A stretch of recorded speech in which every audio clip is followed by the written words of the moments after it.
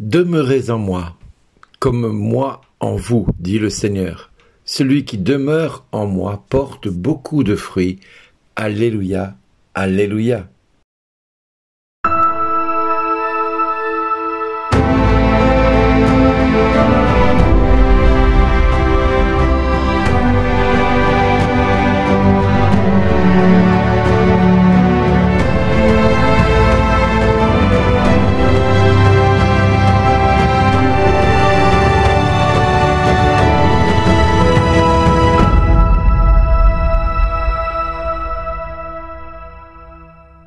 Aujourd'hui, le message vous est adressé par Bernard Dille.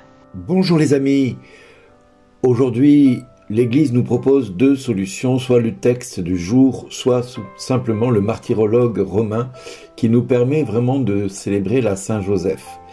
Et avant de commencer par Saint-Joseph, je voudrais reprendre l'évangile de ce jour qui nous parle de la vraie vigne, du Père qui est le vigneron, du sarment qui est en moi et qui ne porte pas de fruits, mon Père l'enlève, tout sarment qu'il donne du fruit, il le nettoie pour qu'il en donne davantage. Mais voici, déjà, nous voici nets et purifiés grâce à la parole que je vous ai dite. Alors Jésus nous parle à nouveau dans ce texte et nous contemplons à nouveau Jésus entouré de ses disciples dans une ambiance un petit peu d'intimité particulière puisqu'il leur confie ce que l'on pourrait qualifié de testament de la part de Jésus en donnant ses dernières instructions avant son départ vers la passion qu'il va vivre. Et comme cela se fait généralement quand on donne un testament et qu'on dit à nos héritiers ce qu'on leur laisse, on y met beaucoup d'émotions parce qu'on y met de nous, on y met de notre personne et on y met de l'intimité. Alors, nous imaginons tout à fait la scène au Cénacle. Jésus vient de laver les pieds de ses disciples. Il est à la fois près du départ qu'il va vivre et donc il a une forme d'émotion intense et il va leur transmettre l'amour fraternel et il va également les consoler en leur donnant l'Eucharistie mais également en leur assurant la promesse de la venue du Saint-Esprit auprès d'eux et il va leur dire cette phrase incroyable vous ne serez jamais orphelins puisque je vous envoie l'Esprit Saint. Alors Jean insiste lourdement dans ce chapitre 14, 15, 16, 17 sur l'unité et la charité qui doit prédominer dans la vie du disciple du Christ. Le Seigneur ne cache rien à ses disciples, également des dangers que cela va comporter, des difficultés qu'ils vont rencontrer dans un futur plus ou moins proche, cette persécution qu'ils vont subir à cause de ce qu'ils sont, c'est-à-dire des disciples du Christ. S'ils l'on m'a persécuté, on vous persécutera vous aussi. Mais tout cela, ils le feront contre vous à cause de moi parce qu'ils ne connaissent pas celui qui m'a envoyé. Et c'est clair que Jésus avertit ses disciples que la persécution vient devant les chrétiens qui vont être à la suite du Christ les premiers témoins. Il leur conseille également de ne pas se laisser abattre ni de se laisser attristé par la situation. Non, à aucun moment Jésus ne veut cela pour ses disciples et ils ne doivent pas non plus se sentir opprimés face à la haine que le monde va développer contre eux. Et au long des siècles, nous allons voir que les chrétiens vont être persécutés à maintes reprises et ça continue encore aujourd'hui de voir un nombre de chrétiens dans les pays musulmans, persécutés pour leur foi, persécutés à cause de leur foi, persécutés à cause du nom du Christ qu'ils portent dans leur cœur. Jésus va renouveler également cette promesse d'envoyer un défenseur pour venir au secours de chacun d'eux. Également leur garantir l'assistance qu'ils vont avoir besoin pour se défendre devant les accusateurs. Et tout ce qu'ils demanderont, en fin de compte, Jean insiste, s'il prie son Père aujourd'hui, c'est parce que tout simplement, il va demander, Père, je ne prie pas seulement pour eux, mais je prie aussi pour ceux qui, grâce à leur parole, croiront en moi. C'est dans Jean 17, 20, où Jésus prie pour ses disciples et pour ceux qui vont entendre la parole de la part de ses disciples. Donc on voit vraiment que Jésus a le souci de la transmission et de l'héritage qu'il transmet. Et le danger ne vient pas forcément de l'extérieur, mais il vient déjà au sein même de la communauté des chrétiens, puisqu'il va leur dire, la menace vient même par l'amour fraternel que vous aurez à vous donner les uns les autres. C'est à cela qu'on reconnaîtra que vous êtes de mes disciples, à l'amour que vous aurez les uns pour les autres. Donc le corps mystique du Christ est un corps qui est vivant, qui est tributaire de chacun d'entre nous qui sommes un de ses membres. Alors certains le petit doigt, l'autre pouce, l'autre le bras, d'autres l'épaule, d'autres le nez, d'autres la bouche, d'autres les oreilles. Mais la tête de ce corps mystique, c'est le Christ. Et la recommandation de Jésus est vraiment flagrante. Moi, je suis la vigne et vous êtes les sarments. Et celui qui demeure en moi et en qui je demeure, celui-là donne beaucoup de fruits, car en dehors de moi, vous ne pouvez rien faire. C'est dans Jean 15 au verset 5 que Jésus nous dit cela. Alors les générations de chrétiens vont arriver, vont se suivre les unes après les autres, et un certain nombre de chrétiens vont conserver cette notion de vivre cette charité. On va voir des communautés vivre de la charité et de prendre soin du peuple et de prendre soin des uns et des autres.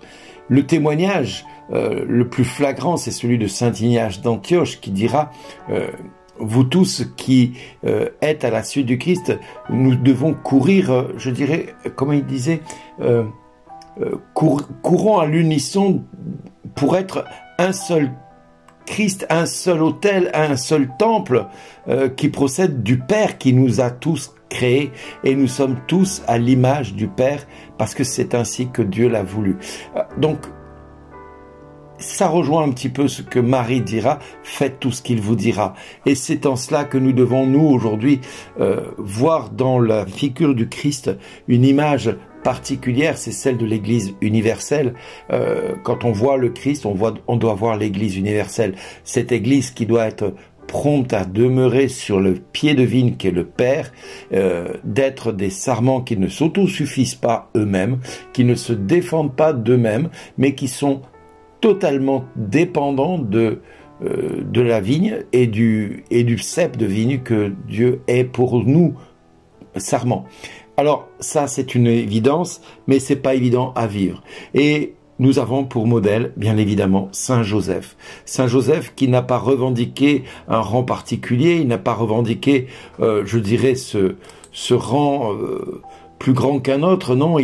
Du reste, tout le monde dira d'où vient celui-ci, d'où vient-il, n'est-il pas le fils du charpentier, en parlant de Jésus qui se prénommait le Messie, qui se présentait comme le Messie, alors que quelque part Joseph ne faisait pas trop de vagues, il était charpentier et puis c'est tout, on le connaissait comme charpentier, un point c'est tout. Et Joseph, dans cette humilité, dans cette discrétion, va laisser Jésus prendre de l'ampleur et de la présence.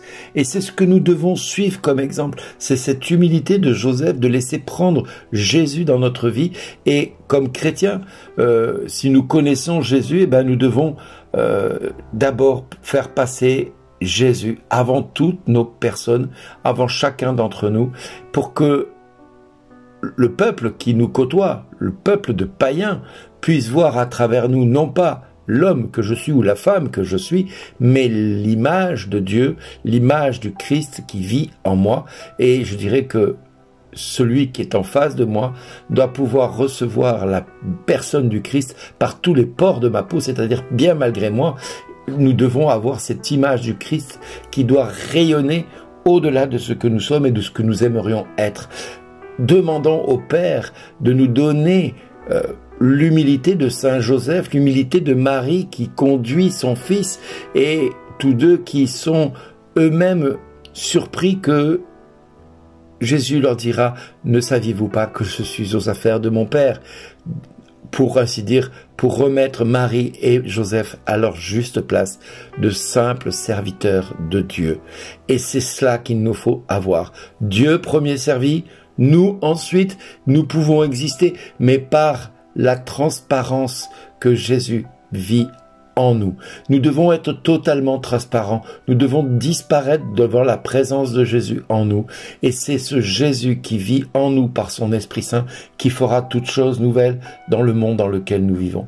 Oui, mes amis, demandons au Père de nous donner l'humilité de Joseph, de Marie, afin de croître en sagesse et en intelligence, et surtout pour être de fidèles témoins, tels que Marie et Joseph l'ont été pour nous, à travers leur manière de vivre, leur manière d'être. Le mois de mai, c'est le mois de Marie. Il commence par Joseph, qui est l'image de la paternité, l'image du travailleur, l'image de celui qui renonce à tout pour pouvoir s'occuper de cette femme qu'il va devoir prendre pour épouse et qu'il va devoir prendre soin en la protégeant contre les folies d'Hérode, contre la folie tueuse d'Hérode de l'époque, et également pour protéger cet enfant dont il n'est pas le père officiel, mais qu'il n'est que le père adoptif. Eh bien, nous-mêmes, ayons cette humilité d'être à notre juste place et demandons à Dieu vraiment d'ouvrir nos cœurs à cette révélation des fils de Dieu,